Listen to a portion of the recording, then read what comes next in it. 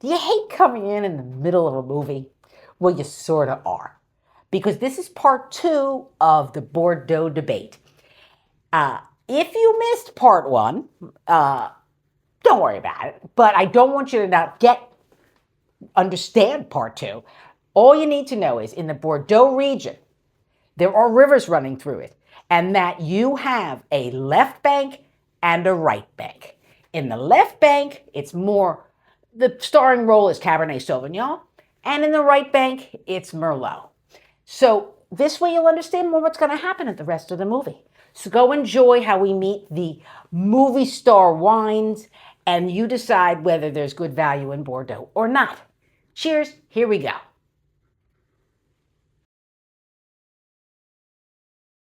Most people, they know the famous classifications. If you go into a restaurant, you will see certain wines that are astronomically more than the other ones.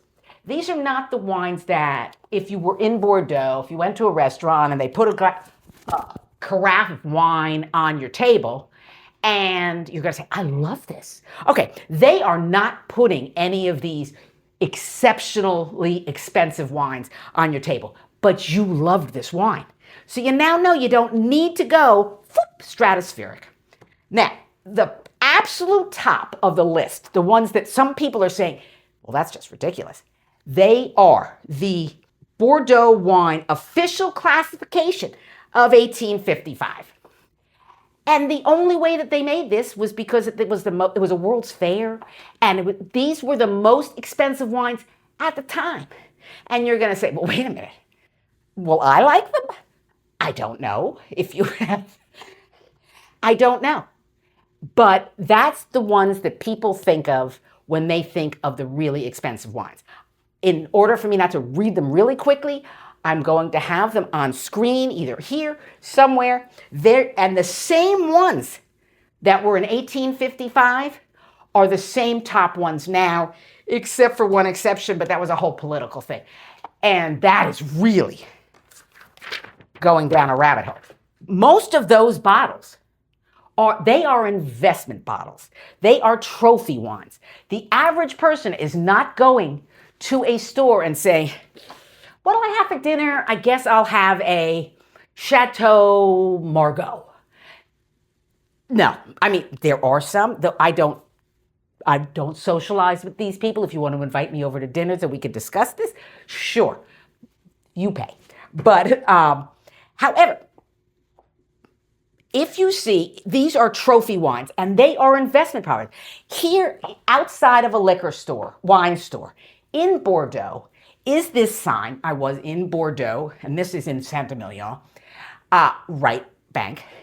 They have it right outside, and they are showing you the price of the day for these wines. One of them is Petrus, which is a right bank wine.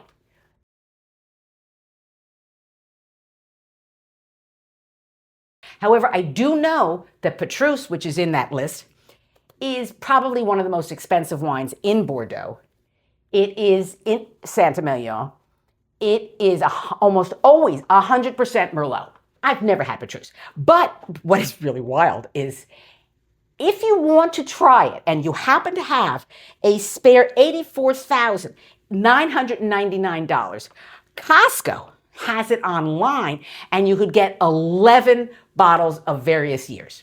However, I think you have to only be in California for this, so that's a bummer.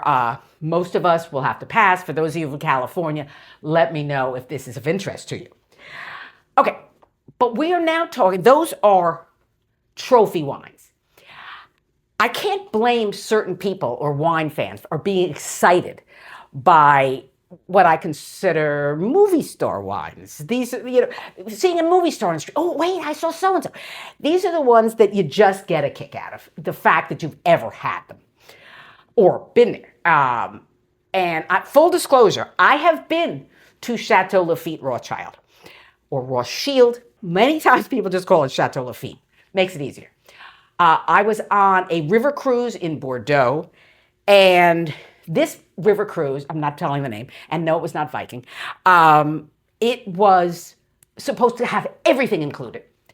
And their communication was less than stellar, shall we say, on this cruise. So they announced one night before dinner, oh, by the way, we have 15 openings, I think, just for a tour and tasting at Chateau Lafite. It will be extra money. I had it at this point with the cruise with some of their information, and I went to the desk and to complain. And then I found out it wasn't that much money for the tour, and I thought this is a once in a lifetime thing, so I booked the tour. The people who could not get on this tour were not happy. Obviously, being angry and going up and indignant worked out for me. Doesn't always, because I think there were indignant people who didn't get on it. So going to Chateau Lafite was insane. It was so impressive. It is old. It is old, but like in a lovely historical, not beaten down thing. And here is the picture of one wine tasting area. It's so historic. And the man showing us around could not have been nicer. And he was low key. And no, you cannot buy the wine there because everything is almost futures, and it would have been, and we tried the wine and it was very nice. Would it ever be worth the amount that I would have had to pay? Could I have been able to buy it? I doubt it. To me, value is relative, and I always talk about that. Because if this is a once in a lifetime experience and you are going to keep talking about it, then it may be worth to you. Other full disclosure, I do own a 1982 Chateau Mouton Rothschild. Same. I do not know, honestly, how I got it. I do not ever remember buying it. I don't ever remember being gifted it. I do think I probably should be much more organized when storing my wines. But the thing is, if you go on one of the apps like Vivino, this one is worth $1,500. 1982 was a very good year in Bordeaux.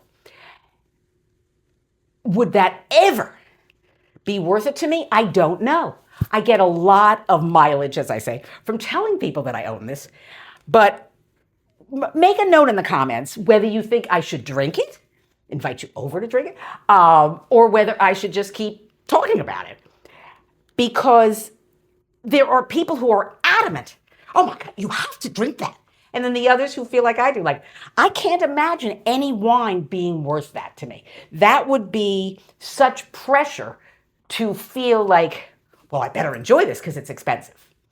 And that is something that you want to think about because you can get so much value in Bordeaux, not with the famous wines. Now, this is Margaux. It is in the same area as this, but because it is not one of the top billing wines, the second you do a step down, they are more expensive than what I'm buying, but they are not the insane pricing that is a Chateau Petrus or any of the ones that are on the 1855 thing. Then, as I had mentioned before, you can get so many of these wines. Now, this wine here, this one I bought.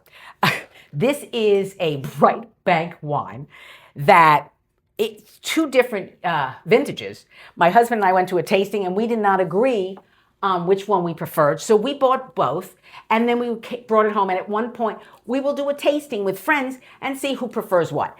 The second you don't spend a fortune, you can afford to buy these wines and then buy a couple of them. I have a whole wine mat shop that will be linked in the description that will help you write down which ones you prefer. If you don't have the vocabulary for what you prefer, you may say, okay, wait a second, this one tastes more like this. Go to the shop. I think the most important thing is to remember that more expensive is not better. You just don't know that. My husband has an expression sometimes when we go to a wine tasting and one of them may be very expensive. And he'll say to me, I'm not seeing the miracle. Generally, if you go to the lesser known areas in Bordeaux, that's where all the value is. They're just as delicious. If you sit down with a bunch of friends and have them and are having a fantastic time, quite frankly, you never need to spend a fortune. because it's where you're drinking it.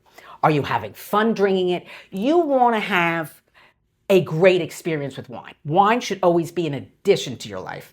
Now, again, I'm doing this. I'm never sure which way there's going to be room on the screen, but I have sign up and get my free wine guide that has 8 little wine guides in it that will give you, honestly, all the basics you need to know so you feel more confident with wine and more comfortable. And it's easier to have fun with wine when you know a little. So you're not feeling like, oh, I should be knowing this. I should be spending more. That's never true. That's just not true. So with this unscripted and informative wine video, I do want to mention that you want to subscribe. And because I'm going to be doing more of these, I would recommend seeing the New World Wine Label one. Those are much more straightforward. You do not need to know geography quite as much as you do with the Old World wines. Have fun with wine. Have fun with great people. Have great experiences. And cheers to you all. Oh, by the way, this is not a Bordeaux. I was not opening any of these right now because then I would have had to drink it all. But it is a Cabernet. So, and I like it. Cheers to all of you.